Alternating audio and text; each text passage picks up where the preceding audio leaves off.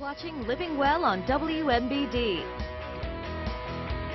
Adidas joins a list it doesn't want to be on, and why America isn't going to run out of cheese anytime soon. Diane King Hall has those stories and more in your CBS Money Watch report.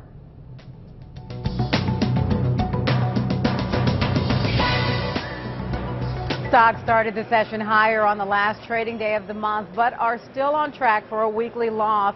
Wall Street has been rattled by ongoing global trade friction. Listen up if you shop at Adidas. The company says its U.S. website may have been the victim of a data breach.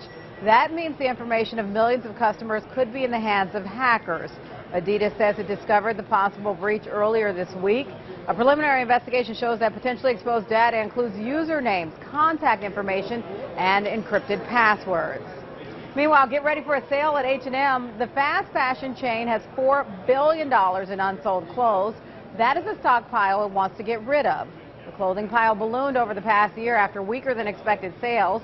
H&M says it will use a variety of strategies to reduce the inventory, including discounts.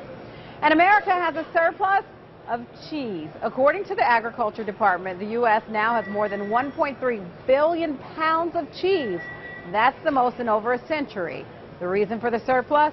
More people are ditching dairy, so unsold gallons of milk are being turned into cheese to be stored for longer periods.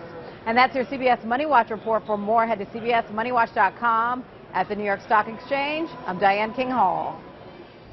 And from cheese to salad lovers, romaine lettuce is once again safe to eat.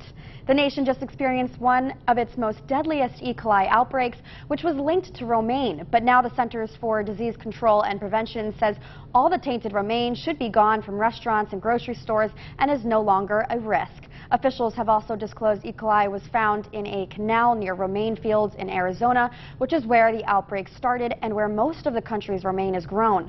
5 people died in the outbreak and more than 200 people in 36 states got sick. And Jeffrey the giraffe is heading into the sunset. On Friday, Toys R Us is closing the rest of its stores in the U.S. Last year, the 70-year-old retailer filed for bankruptcy, but Christmas sales were lacking and it couldn't rebound. Analysts say the company was doomed by major debt that rose after it was taken private in 2005 by Bain Capital, KKR, and Vornado. Some employees have staged protests saying they didn't receive a severance. Toys R Us will still have some facilities in other countries, including Canada. And just in time for 4th of July, Dunkin Donuts is introducing a new creation called Donut Fries. They're crispy pieces of dough dusted with cinnamon and sugar and served in a box like French fries. The company says they'll go on sale for a limited time at participating locations starting today. And Burger King is teaming up with an unlikely partner to promote its new limited edition burger.